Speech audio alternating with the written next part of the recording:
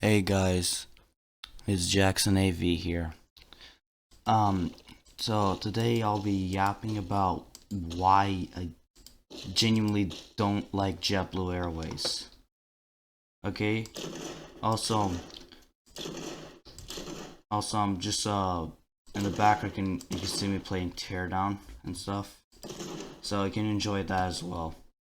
Anyways, so um so this I genuinely have not have so much good experience at JetBlue recently.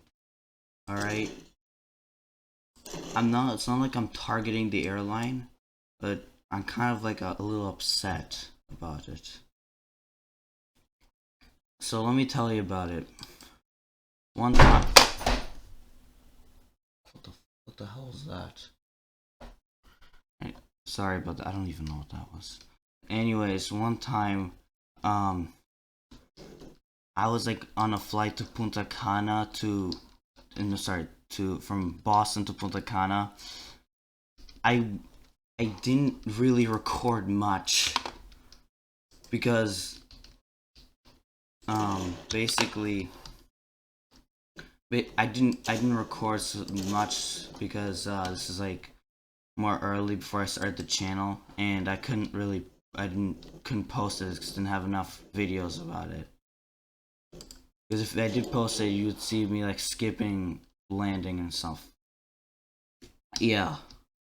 Anyways, my flight got canceled due due to some weather. I was pissed off, like really pissed off, because now my stay at Punta Cana was reduced by 2 days. And guess what? We had to have a connecting flight to JFK and Terminal 5.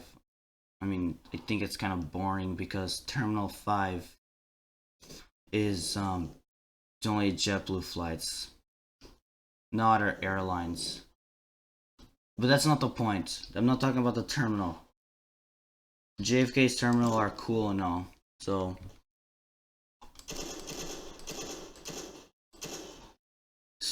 basically,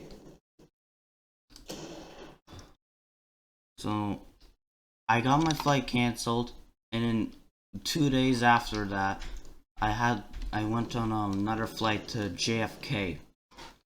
So I was pretty pissed about that. And another part, you do not believe how I was even more pissed off after this one. When I got on my A320 to Punta Cana, for some reason, when I went to Boston to JFK, it was for some reason took an A321. Like it's an E190. I'll get into the E190s later in the video. But I took an A321, and the A321 was like practically empty. After that, I went on the A320, and the most worst experience I've ever had. I got put in the back where the lavatories were supposed to be, and there was no window. No freaking window. You do not know how pissed off I was. I was like, ugh, like that. And I have the flight attendant. This is gonna be a full flight, so I can switch seasons. And she's like, "Yeah, it is." Also pissed me off as well. And basically, so what I mean by this is like where in the back of JetBlue planes, there's always no window in the back because like there's seats, but there's no window because that's where lavatory is supposed to be, but they moved it. And yeah, we're just like I didn't know what was going on. I arrived in Punta Cana. I didn't know what gate I was at because Flyer 24 didn't really work. And that was like the worst experience, one of the worst experience I've ever had. All right, we can move. Let's move on to another one. So there's this one time.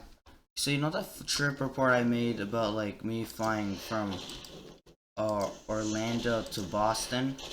Yeah, guess what? I was originally supposed to have a layover in Washington, take taking you on 90 to Boston, and that one got canceled. for something, because you know what the ground crew worker did? He broke the panel off the aircraft, and the aircraft was delayed for 2 hours. And after that, they said, "Yeah, we're gonna go take this to the hangar." So I had y'all like get out of the plane. Well, thankfully, I was at the front of the plane, so I got off first, and then we go to the Just Ask thing with JetBlue. You know that the Just Ask stand. It's So, do you know how long it takes for one person? We had to reschedule to a flight at 8 p.m. But hey, at least I got to see cool foreign airlines like Emirates and British Airways at like Terminal C in Orlando, because that's where the international is. I was pretty pissed off, but I was kind of glad I got to stay a little bit at this cool airport.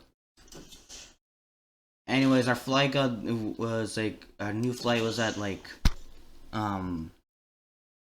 was at 8 p.m. Yes.